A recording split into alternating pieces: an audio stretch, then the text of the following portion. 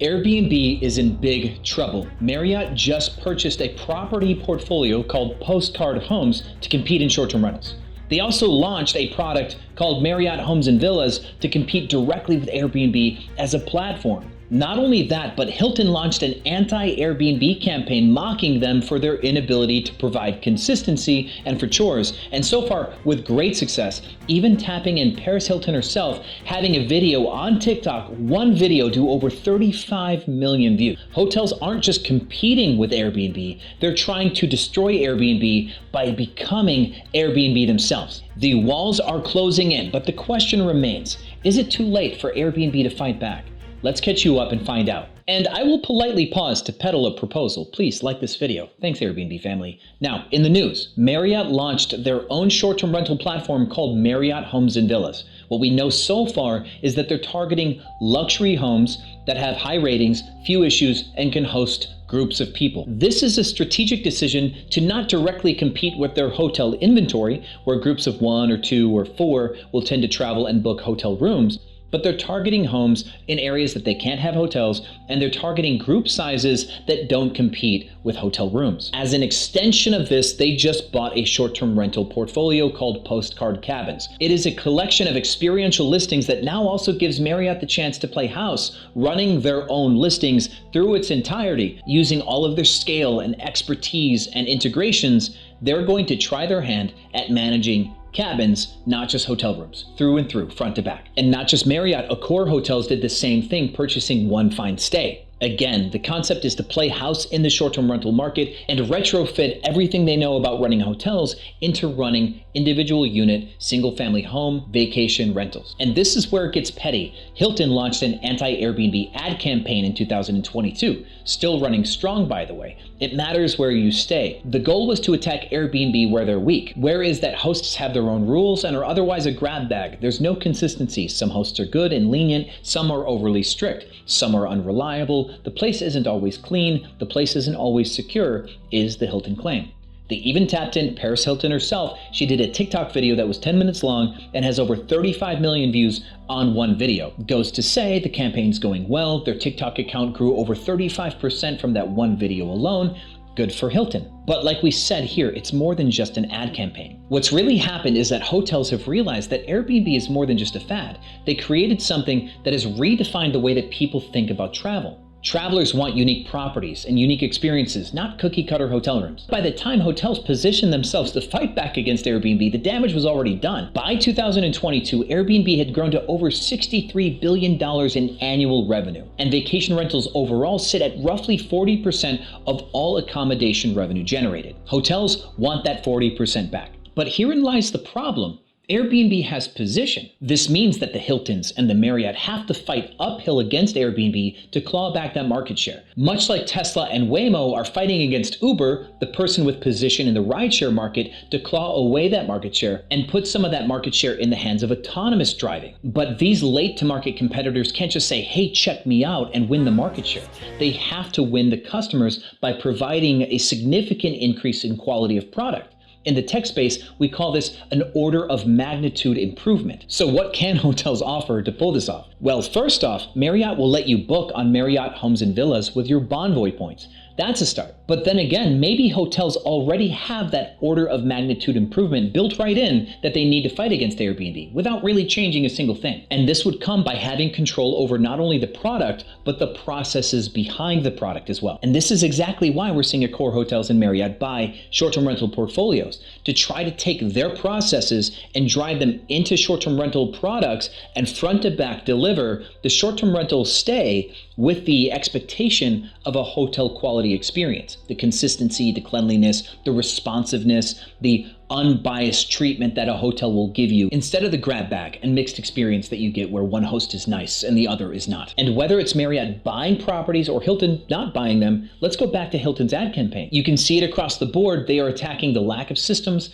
and the lack of consistency that you find inside of an Airbnb stay. And this lack of consistency exists because Airbnb outgrew VRBO and other booking platforms by providing enterprise-level solutions to the little host, making it easier for the little guy to run his business like a Globo gym. But these hosts are still just average, spread too thin. like butter scraped across too much bread. And these hosts, even with Airbnb's tools and widgets, are no match for a Wall Street-backed Wyndham hotel collection. And what's more is Airbnb cannot force hosts to step up and play big league when they have little league ambitions. Their business model is precisely about lowering the barrier to entry, not raising the bar of excellence. But where can Airbnb fight back to maintain their position? Let's look at what they've done so far. They have a supply side and a demand side within their business, both with separate campaigns. On the supply side, they've created an ad campaign called Airbnb It. You'll see it right here on YouTube. This is to find new hosts in a key category, the excess category. These are not business owners that need a certain level of profitability to stay in business. It is simply spare rooms that experience the benefit of any revenue at all. And hotels have a holding cost. Every single door has to generate to the bottom line. But 10,000 spare rooms scattered across the world, they don't need anything just to do well enough to make that money worth the effort. And that's subjective. Every host will have a different meager expectation to stay in business. Now, this product is both resilient and on brand for Airbnb. And further,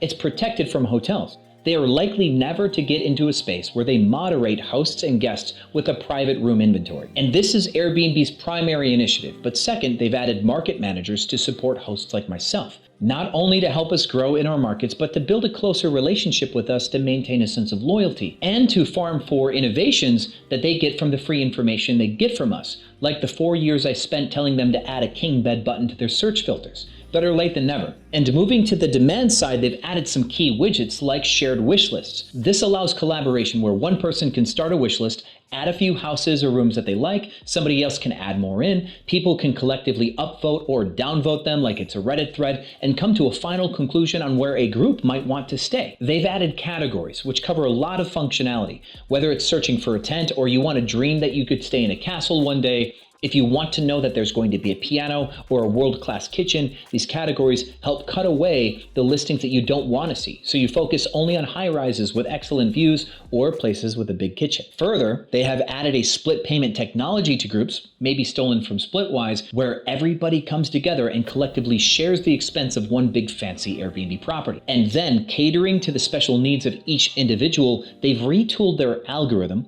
and they've added something as a clue to this, which is demographic markers in reviews. When you look at reviews below a listing, it'll say stayed for one night, stayed more than a week, stayed with family, stayed with a pet. These allow you to know that this listing is friendly for someone because someone with a pet left a 5-star review or a group left a 5-star review. This is not only a window shopping metric. I am confident that Airbnb on the back end also uses this information to create what I call a right-fitting algorithm to make sure that someone who stayed for a month and liked a place allows that listing to be shown for more monthly stays. Or for when multiple people stayed with a pet and liked the place, that listing will be shown more for people who've clicked pet on their search. Airbnb on the front end and on the back end are trying to make sure that people click on the right property that will lead to less issues over time, which leads to the last one, which is an extension of this quality control by deleting bad hosts and deleting bad listings and adding something called their circumvention policy to prevent these hosts from coming back with their bad listings. All of these together aim to keep Airbnb at the top of mind for the aspirational side of search and vacation planning, and they're trying to patch up their shoddy reputation that Hilton's been attacking for that lack of consistency with hosts. At the end, it will be a neck and neck finish for hotels who are racing to build an STR product where they can merge all of their power, systems, consistency, and all of their talent into providing a product that directly competes with Airbnb, and taking this product and growing to a scale that makes them a relevant choice worldwide for short-term rentals, against the pace of innovation at the Airbnb camp. Airbnb believes that if they can protect their guests from hosts that fail to scale by keeping a high percentage of good listings in the fold at all times and maintain a high enough saturation of positive experience with quality listings